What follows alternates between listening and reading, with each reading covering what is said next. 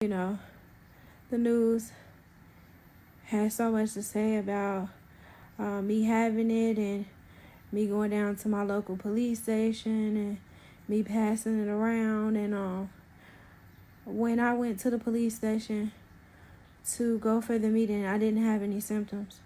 I felt like I had the stomach flu. It was nothing like me coughing. I didn't have a fever at that time. It just felt like I had ate some stuff that I shouldn't have ate.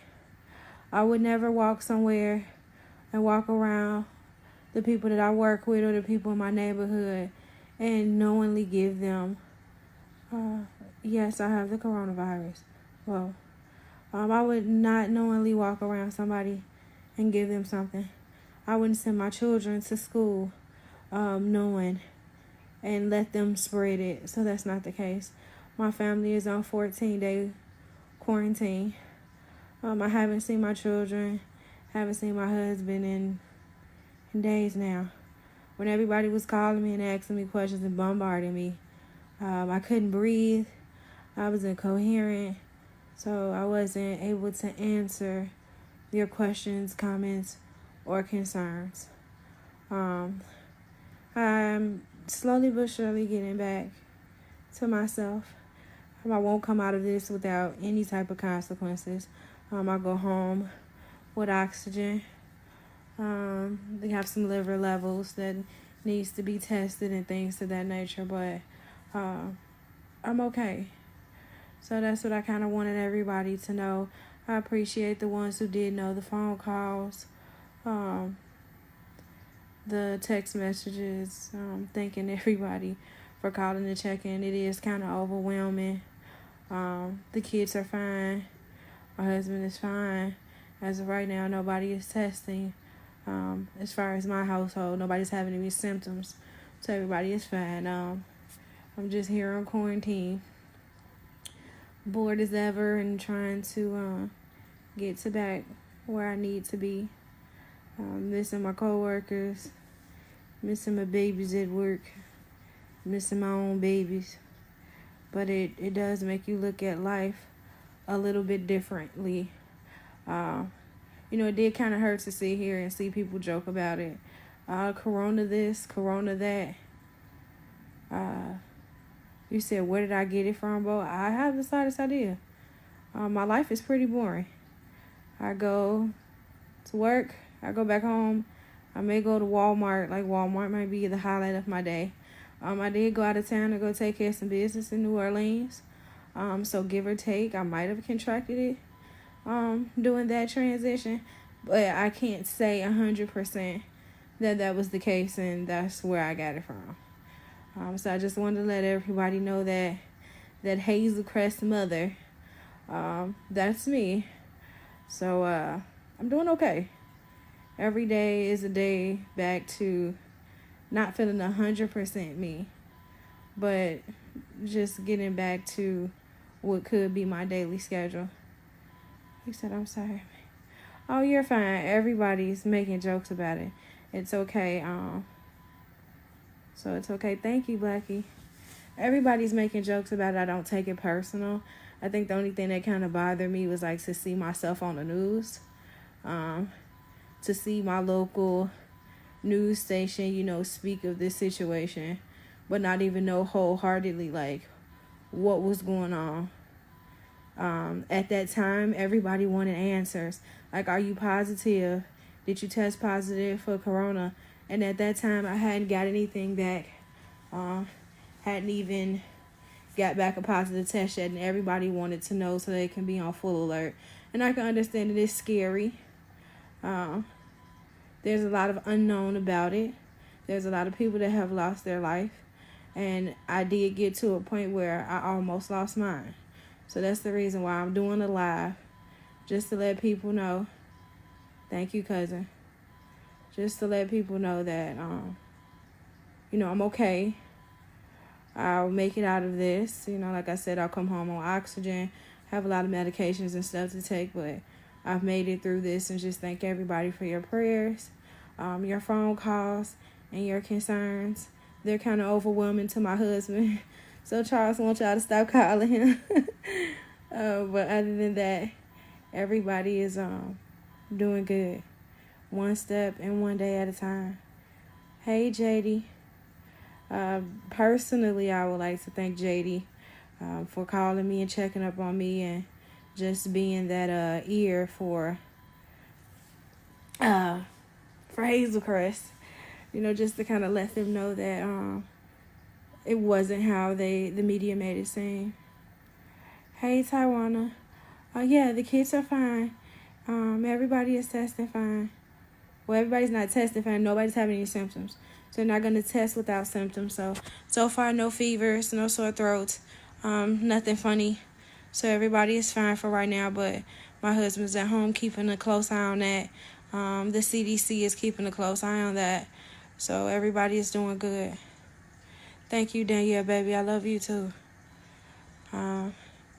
Not going to do too much talking because I get short of breath quick, and I'm going to call you back when I get off live. But I did just want to let everybody know, thank you guys. The mystery person is me. I don't want anybody to feel sorry for me. I don't want anybody's sympathy.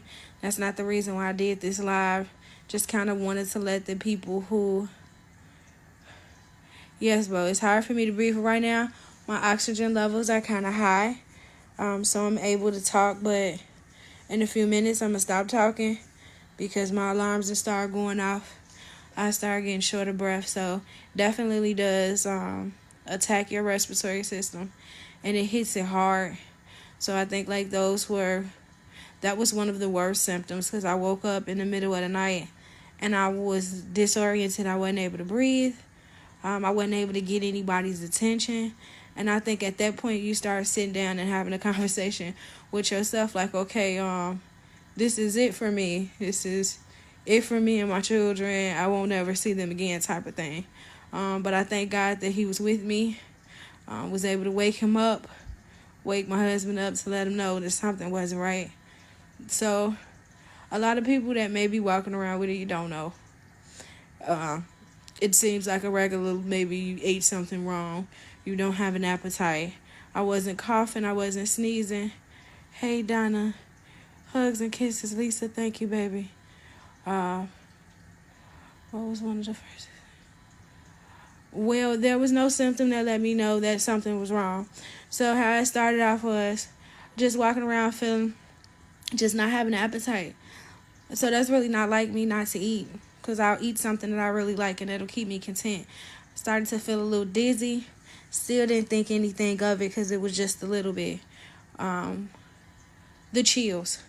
So I have a heated blanket. I was under the heated blanket. I had on clothes. I had on regular blanket, and I was still freezing. But I was hot. My husband said I was just scorching hot. So I kept going. Well, I went to South Suburban, and they told me that I just had a regular virus. So they sent me home. They said my body will fight it off. But after being at home for 2 days and still there was no change, my temperature had went up. I went back to South Suburban and they had a waiting room full of people. So my husband took me to urgent care where my fever went up to 107. So they sent me back to South Suburban where they gave me Tylenol for my fever. And they sent me home and told me to follow up with my primary care physician, who at that point, he sent me over to the university. He's like, you've been sick for too long. These systems. Hey, Missy. Yeah, baby. You've been sick for too long. Your breathing is delayed, and I'm not liking it, so I want you to go over and get tested. When I first got here, they wasn't going to test me because I didn't fit the criteria. I hadn't been out of the country. I hadn't been around anybody that had a positive testing for it, so they wasn't going to test me. Thank you, Missy. After some CAT scans and a couple of tests, they decided to go ahead and test me. It took a couple of days to get the results back, and they came back and they told me that I tested positive. So kids went under quarantine. Well, kids were under quarantine beforehand, my children and my husband. And I was already in quarantine from the time that I got here. So I know what kind of testing they took that gave them that idea, but I've been on quarantine since I got here. Thank you, Nick. So yeah, so that was just the basis of it. It's a lot scarier when you see it on the TV or when you read about it than what it actually is. But I'm not gonna sit up here and pretend like it's a joke. Um, Definitely has taken me away from my family, gave me some breathing problems, and set me down for a while to reevaluate myself and kind of, my life. And after this, I want to get out and do more. Thank you, Mama. Just want to get out and do more and see more people and, travel a little bit more because you just never know when you might wake up and your whole life is just different. But I'm okay. I've made it through a lot of things. And I'll make it through this too. Thank you, Bo. Yeah, it is. It's hard for me to breathe. My oxygen levels, like I said, they're kind of, they're high. They're high. Can't talk for too long, but just kind of wasting some time. Don't cry. Oh, thank you. I'm okay. Just emotional. I'm never away from my family. Like I said, I would be lying to you guys if I told you I wasn't scared. You hear about this stuff on the news and you see these people that are dying and they're leaving. And I told y'all that one moment I'm sitting there and I'm not able to get nobody's attention and I'm not able to breathe. Those are scary moments.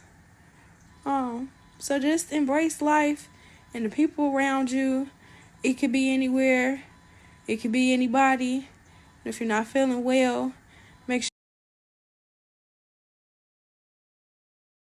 Hey everyone, Christopher Walker here, CEO